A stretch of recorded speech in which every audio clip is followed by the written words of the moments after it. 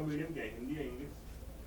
So actually, I'm not very comfortable in English. I feel कि I won't be able to express myself as good in English as I can in Hindi.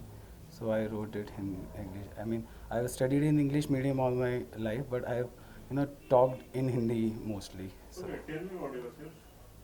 Sir, my name is Abhilash, and most of my elementary education has been done in Shahjahanpur, and after that, my father was transferred to Agra. Thereafter, I continued my study till intermediate. Then I joined an engineering college where I pursued my BTech, and after pursuing my BTech, I decided to appear for civil services. So I started preparing for civil services then. Then in the middle, I went to JNU as well to pursue masters because I studied philosophy and I wrote an exam and I got through JNU entrance. So I went there. But after that, after 1 year of my masters, I thought that I was not being able to, I thought I was rowing in two boats at the same time. अगर marks में problem हो रही तो marks उतार दो। Yes, sir. So, sir, I thought I was rowing in two boats at the same time. I was not being able to do justice to both of the. I was not being able to prepare for civil services as well as I was not able to do well in my master. So I decided to left JNU in the middle. Then I, focused on my civil services preparation only.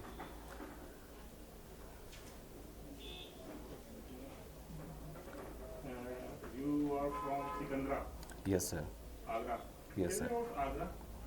So Agra is a historical city that was founded by Mahipal Singh Tomar. Not Mahipal Singh Tomar. Mahipal Singh Tomar. No, sorry. I think I'm going wrong. I mean, it it was Lodhi who discovered the city Agra. I mean, before that, I don't know who used to live there, but it was some Lodhi who discovered the city, and thereafter it was the capital city of Mughals as well. And it is a historic city. There you may find many historical buildings there, which may reflect the culture of India as well as the Mughals and both. So in a way, it is a very happening city. People call it city of love as well because Taj Mahal is situated there, and that's all, sir.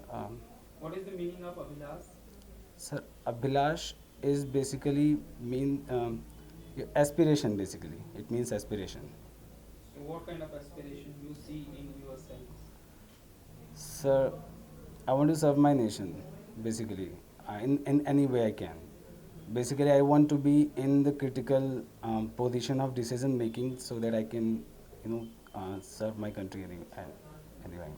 That's what I want. Mr. Abhilas, Yes, for sir. the last 3 to 4 months, it has been seen that the crime in Uttar Pradesh is increasing, Yes, sir. and the people are saying that there is a back of the jungle Raj in Uttar Pradesh. Do you agree with this statement? No, sir. I mean, there has been. I mean, UP is known as a crime capital. I mean, since I have lived in UP all my life, I know that crimes has been a major problem in UP. It is not like in last 3 4 months the crimes have been increased. It is more like the more crimes have been reported in 3 4 years because police is being active there. Earlier, I mean, no one used to file even FIR there. So in numbers, it wasn't reflecting that much. I mean, crimes has always been a problem for UP. So I think police is being proactive, and many criminal cases are getting filed there. So in number wise, you can say that yeah, crimes are increasing, but I don't think it has always been the case. So I don't feel and on ground level there is any such increase in crimes. You have completed your graduation in 2013. Yes, sir. What have since you been doing? Sir, as I told you, after my graduation, I decided to pursue for civil services and starting preparing for civil services. And in the meantime, I got through JNU, and I was pursuing my masters there. But as I told you, I felt that I was not doing justice to both of the streams. I was not being able to study for civil services as I was not doing good in my masters. So I decided to, leave So one this has stream. taken 7 years. Yes, sir. I mean, when after I left my JNU, after I left JNU, then I started preparing for civil services more seriously. Before that, I was not serious in my life. I had no such thing that what I mean, I had no such direction in life. So that Don't was the one. you think that you were more suitable for the as in technocrat rather than central armed police forces? No, sir. As you can see, I just scored 60% marks in engineering. I don't think. I mean, I was not good at engineering as well. I was just good enough to to give the exams and clear my exams. I don't call myself even a computer engineer as well. I'm not good at engineering. I'm not good at coding. So I don't think I fit there. What you know about the Gautam Buddha? Um, Gautam Buddha was the enlightened person who was born in Lumbini, and he, uh, I mean, uh, sir, he started a new religion. He was an enlightened person who gave a new way of life to people. I mean, people. He did not write any book. Just people. When people around him saw him that he is an enlightened person, he used to ask him the questions of life in general, and he used to answer that. So, whatever he had answered, the questions of the people, is being reflected in Buddhism. So, Buddha was an enlightened person who gave a new way of life to people. What was the Ashtangic mark at part? Eightfold path. I mean, there were 8 paths. I cannot recall all of them, but it was the way in which you can lead a blissful and enlightened life. So it was his way of how you can, um, make your life a better one. Okay. Why CISF is your first preference? Sir, because CISF, when I was preparing my list, my father was sitting beside me, and he was asking me about the forces which I have been filling up. And before, when I was filling my priority list, before that, Pulwama case happened. So my father told me, whatever priority list you are filling up, just make sure you put CRPF at the bottom. He was more concerned about all that, and he asked me what all these forces are all about. So I told him that CISF is basically the force which is for the industrial installments of India. Basically, you get the security cover of the industrial installments, airports, metro, as well as. So he only suggested me that, I mean, if you get through the CISF, you will be living in a metropolitan city, and all that. So that's why I chose CISF as my first preference. And why CRPF is last? So as I told you, my father told me that whatever you fill up, make sure you put CRPF at the bottom. So father is more concerned about you than you. Yeah, I mean, he is my father, so basically he would be concerned. If he will tomorrow he will ask you to leave the job, then what will you do? Sir, I won't leave the job per se. I mean, if I get through CRPF, also I will definitely join it. I mean, the risk of life is everywhere, sir. If you are traveling in the road, there is risk there also. So For example, suppose tomorrow you will be having family and other kind of responsibilities will be bestowed upon you, then Yes. what will you do? And sir, I'll continue to serve my duty. I will never let anything come in between me and my duty. Or what. what are your hobbies? Sir, I don't. Basically, when I was in my school, I used to play cricket a lot. But when I went to the graduation, I used to play cricket a lot. But gradually, it became a thing of a past. So I like to watch cricket whenever I get free time. I mean, I watch cricket of any team. I mean, not just India. I like to watch cricket. So that you may say that is my hobby, but no anything particular. Okay. How social media is useful for the society? How it is useful? So it connects.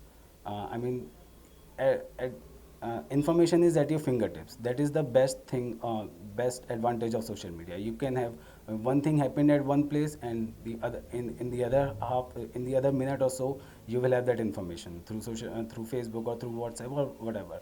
So this is the first thing that it connects each and every person. And for broadcasting, I think it is better than any news channel or any radio or anything. If even if uh, our prime minister, when he comes to the screen, he goes to YouTube. I mean, most of the people listen to not most of the people does not go to news channels on TV, but most of them are sitting in front of the computer screen watching YouTube and listening to him. So it is a way of broadcasting as well. Third thing, so,